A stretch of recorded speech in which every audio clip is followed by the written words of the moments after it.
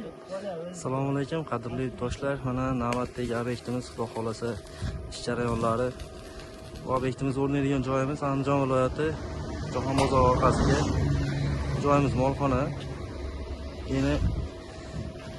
Yeni 11 metrlik, uzunligi 20 metr joyga. Xudo xolasa ustagalarimiz jarayonlari, stoga to'qish jarayoni. Sarroplarimiz to'rttalik 30 ga 40 stokalarimiz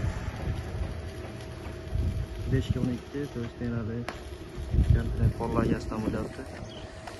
Firmalarimiz bo'yi soyaboni bilan 3,5 metr.